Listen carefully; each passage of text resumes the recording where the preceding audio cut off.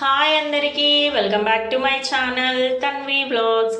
ఈ రోజును మనము రెగ్యులర్గా చేసుకునే గుత్తొంకాయ, టమాటా వంకాయ ఇలా కాకుండా కొంచెం డిఫరెంట్గా వంకాయ స్టఫ్డ్ ఫ్రై చూపిస్తాను నేను. ఎంత టేస్టీగా ఉంటుందంటే మీరు అసలు నమ్మరు, అంత బాగుంటుంది. మనం డైరెక్ట్ వంకాయ తినేయొచ్చు, అంత టేస్టీగా ఉంటుంది. దీనికి నేను ఒక హాఫ్ కేజీ వంకాయలు తీసుకున్నా. వంకాయలు కూడా పొడుగు వంకాయలు మీకు అవైలబుల్గా ఉంటే కనుక పొడుగు వంకాయలే తీసుకోండి, ఎందుకంటే ఇవి ఫ్రై అవ్వడానికి తక్కువ టైం పడుద్ది, మనకు మంచిగా ఈవెన్గా కుక్ అవుద్ది. రౌండ్ వంకాయలు ఉంటాయి కదా, అవి కొంచెం తొందరగా కుక్ కావండి. మీకు అవైలబుల్గా ఉంటే మాత్రం ఖచ్చితంగా ఇవే తీసుకోవడానికి ట్రై చేయండి. పొడుగు వంకాయలు నేను ఒక హాఫ్ కేజీ తీసుకున్నా. హాఫ్ కేజీ వంకాయలను మంచిగా నీట్గా కడుక్కొని మనము తొడిమె దగ్గర నుండి చాకు పెట్టి కింది వరకు ఇలా గీరాలి. నేను వీడియోలో చూపించా. అలా చేస్తే ఏంటంటే మధ్యలోకి మనకి కట్ అవుతుంది. అప్పుడు దాంట్లో పురుగులు ఏమన్నా ఉన్నాయా లేదా అన్నది మనం ఒకసారి చూసుకోవాలి. చూసేసుకొని అన్ని వంకాయల్ని అలానే చేసి పక్కన పెట్టుకోండి.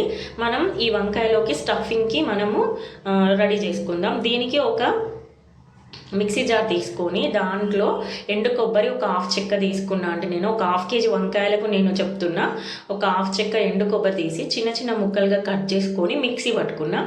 దాంట్లోకి మిక్సీ పట్టే ఫస్ట్ ఎండు కొబ్బరి మిక్సీ పట్టండి, ఎందుకంటే అన్నీ వేస్తే అది మిక్సీ అవ్వదు. తర్వాత అది ఎండు కొబ్బరి మిక్సీ అయిన తర్వాత కొంచెం పల్లీలు, నువ్వులు కూడా వేసి మిక్సీ పట్టండి. తర్వాత అవి కూడా మిక్సీ అయిన తర్వాత కొంచెం ఉప్పు, కారము, ఉల్లిపాయ వేసి మిక్సీ పట్టేసి అది ఒక పేస్ట్ లాగా, ఉప్పు, కారము, ఉల్లిపాయ, కొంచెం పసుపు కూడా యాడ్ చేసి మిక్సీ పట్టేసి అది ఒక పేస్ట్ లాగా తయారవుతుంది కదా.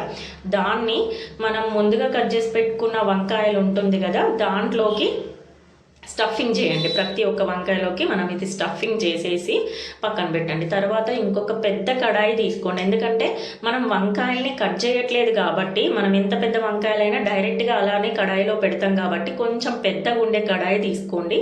పెద్ద కడాయిలో మన ఆయిల్ ఎక్కువ పడుతుందండి ఈ కూరకి, ఎందుకంటే కూర మొత్తం మనం గ్రేవీ ఏం చెయ్యం కాబట్టి ఆయిల్లోనే కుక్ అవుద్ది వంకాయ, అందుకని కొంచెం ఆయిల్ ఎక్కువ పడుతుంది. ఆయిల్ ఎక్కువ వేసేసుకొని ఆయిల్ కొంచెం వేడైన తర్వాత ఈ మనం స్టఫింగ్ చేసుకున్న వంకాయలు ఉంటాయి కదా, అది ఒక్కొక్కటిగా అన్ని వంకాయలను అందులో పెట్టేసుకొని కొంచెం మీడియం ఫ్లేమ్లో పెట్టేసి మూత పెట్టండి. వంకాయల మీద మూత పెట్టేస్తే ఒక 5-10 నిమిషాలకి వంకాయలు మంచిగా ఫ్రై అవుతూ ఉంటాయండి. ఫస్టే మీరు స్పూన్ పెట్టకుండా ఒక్కసారి ట్యాప్ చేయండి. ట్యాప్ చేస్తే వంకాయలు కొంచెం ఈవెన్గా కుక్ అవుతూ ఉంటాయి. తర్వాత మళ్ళీ ఒక 5 or 10 minutes మూత పెట్టేసి సిమ్లో పెట్టండి. ఇప్పుడు సిమ్లో పెడితే ఏమవుతుందంటే అది లోపల వరకు వేడి అంతా తగిలి మంచిగా కుక్ అవుతూ ఉంటుంది.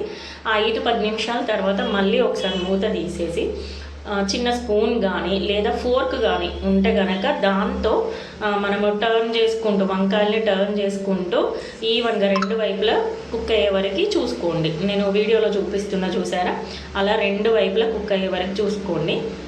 ఇది మనకు కుక్ అయిందా లేదా అన్నది ఎలా తెలుస్తుందంటే మంచిగా, అంటే కూర ఫ్రై అయినప్పుడల్లా మంచి స్మెల్ వస్తూ ఉంటుందండి. మీకు ఆ కూర ఫ్రై అయ్యే కొద్దీ మంచి స్మెల్ వస్తూ ఉంటుంది. ఆయిల్ కూడా పైకి తేలుతూ ఉంటుంది అన్నట్టు, మనం వేసిన ఆయిల్ అంతా పైకి తేలుతూ ఉంటుంది. అప్పుడు ఓకే కూర మొత్తం ఫ్రై అయింది అన్నట్టుగా మనకు అర్థం చేసుకొని స్టవ్ ఆఫ్ చేసేయండి. తర్వాత ఒక ఆనియన్, మీడియం సైజ్ ఆనియన్ తీసుకొని ముక్కలుగా కట్ చేసి పెట్టుకోండి.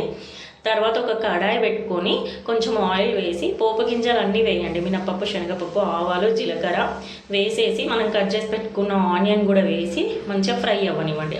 ఆనియన్ ఫ్రై అయిన తర్వాత కొంచెం కరివేపాకు వేయండి, పసుపు కూడా వేయండి. దీంట్లో కొంచెం పసుపు వేయండి, ఎందుకంటే మనం ఇంతకుముందు వేసిన పసుపు దాంట్లో స్టఫింగ్లోనే ఉంటుంది కదా, కూర అంత కలర్ రాదు కాబట్టి ఇందులో మనం పోపులో కొంచెం పసుపు వేసి పసుపు ఆనియన్ మొత్తం వేగిన తర్వాత మనం స్టఫ్ చేసి పెట్టుకున్న ఈ వంకాయలు ఫ్రై చేసినవి ఉంటుంది కదా, అది కూడా దీంట్లోకి యాడ్ చేసి ఒక 5 or 10 minutes అంతే అండి.